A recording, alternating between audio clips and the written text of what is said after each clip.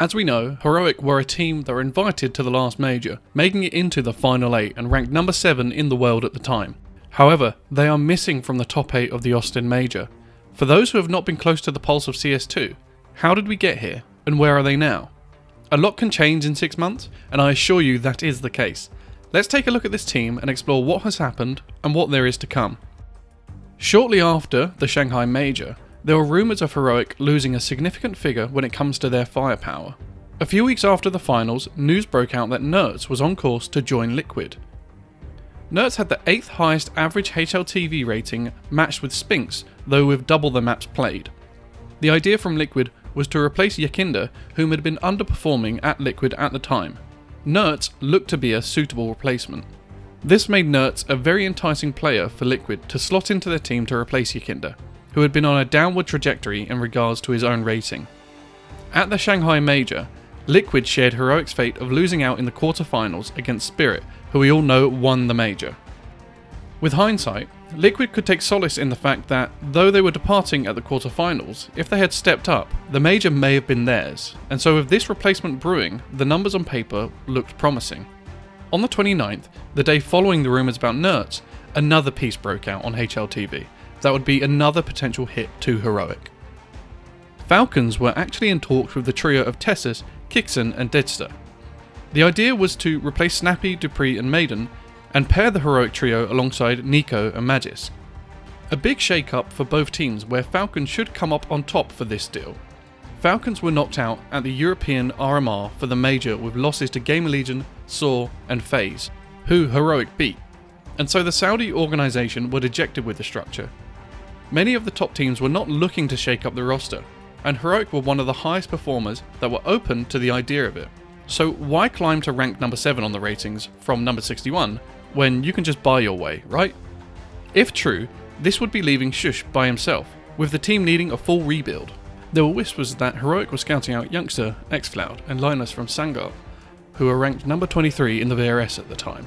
A top 8 team left with a fifth of the squad and no equivalent available cores.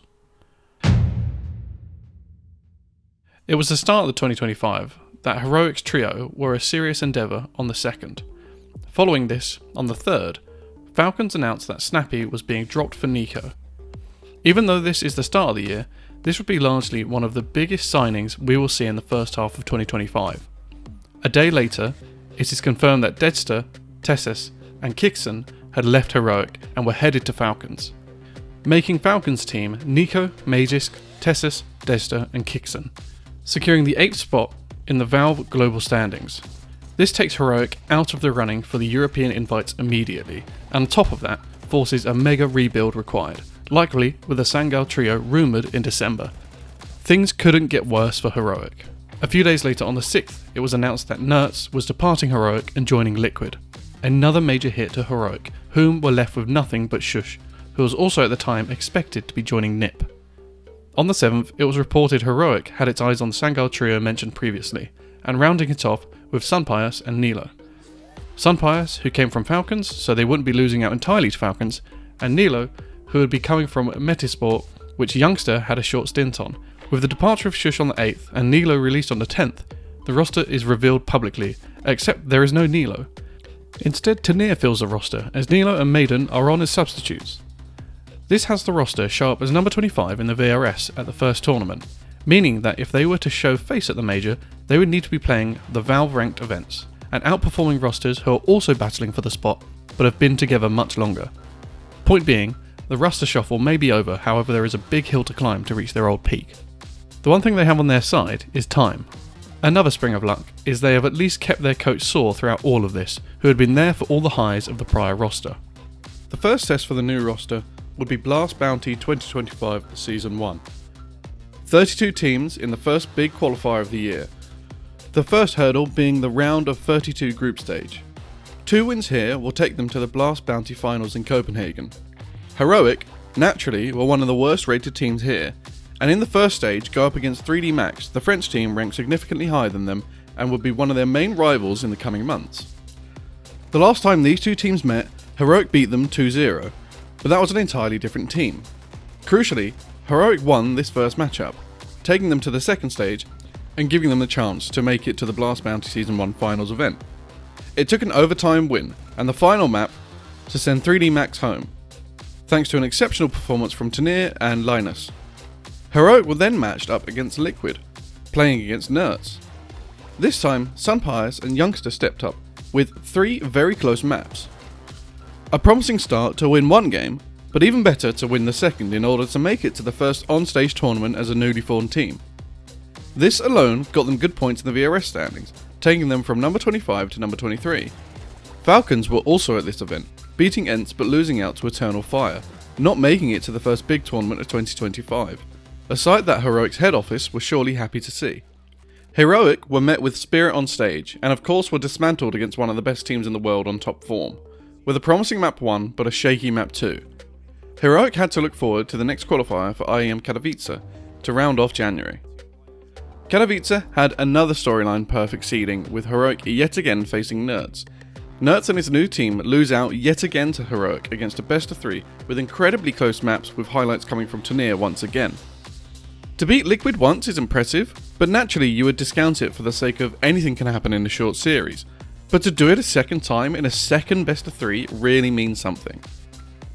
Heroic then face another top 10 team in Eternal Fire, and lose out 13-11 and then overtime 16-14.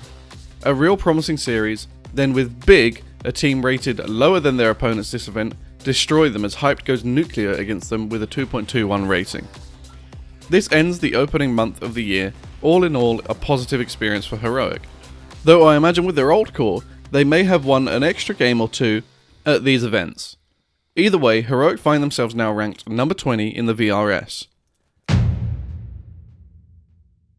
February was a quiet month for the team. There were 2 qualifiers attended, and Heroic began the Res Showdown event with a tight final map against Passion UA, who are close behind in the standings, followed by elimination from Paravision, who had 2 major winners on their team. Although not a satisfying event, they missed out on an important chance for an invitation for the Blast Open Lisbon. The second event being IEM Dallas qualifiers, where Heroic would go on a terrific exchange of games. Heroic were forced into the lower brackets as 3D Max were fueled from their loss on the previous encounter. Heroic would then get revenge against Big. Youngster would then face his ex-team and put them to bed with a 2-0, and beat out big name Astralis to make IEM Dallas 2025, where they could meet Falcons on stage. While Heroic failed at previous qualifiers, they would once again reach number 21 in the standings. Xfloud and Tenier would be number 4 and number 5 rated at this event equally, just underneath Tessis. They were the 3rd highest team rated at the event while playing the most maps. 3 months in, and the roster have proved themselves. While they are not climbing the ranks enough to get direct invites to events, they are popping up to on-stage tournaments through sheer talent via qualifying performances.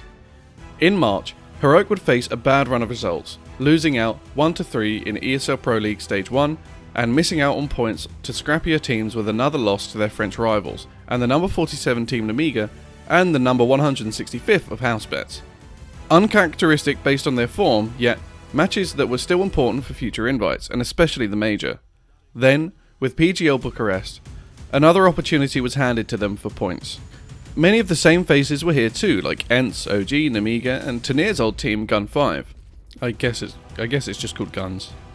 This 32-team Storm had Heroic as one of the higher rated teams here, which meant that chances were high to make it to the stage. Heroic made it out of their group, having beat Tenier's old team, with the entire team showing up to pack away 9. This would take them to the elimination bracket, where one of the 4 teams would qualify for PGL Bucharest. OG were their first opponent with Nikodos, another Heroic alumni on the opposition side. Speaking of him, Nico lit up his ex-team, and OG beat out Heroic in a dominant fashion. Important points for OG at the expense of Heroic. Heroic left the event ranked at number 22. Valve had released an update for the major deciding rankings, which for the most part was good news. And with this, all the tournaments, the rankings, the points have been leading to secure a spot for Blast regional qualifiers, to then confirm a place in Stage 1 of the Austin Major. They have officially made it with the rank, and now it's time for them to play for seeding. April opens up with the European qualifiers for the Major. It is the final opportunity to set themselves up for the Major. They face Paravision, Ents and Amiga in the group play. confidently beating out the first two and finding a sweet best-of-3 revenge against Namiga for the ESL Pro League knockout, finding themselves with the best result to be placed top of the qualifier, guaranteeing the best possible seeding for themselves in Stage 1 of the Major. The honeymoon phase was over. Each month they found themselves achieving successful results and have shown to everyone that they are a team to look out for. They may have not reached the heights of the previous roster, but no one was expecting them to. However, they didn't also expect them to get this far. And that is where we lie with the story of Heroic's journey to the Major. Heroic could look at this roster recovery fondly, and would hope to develop this core into a potential top 10 team. With the entire top 8 roster poached, they rebuilt something promising, and have made it back to the Major in 6 months. But the question remains, will they end top 8?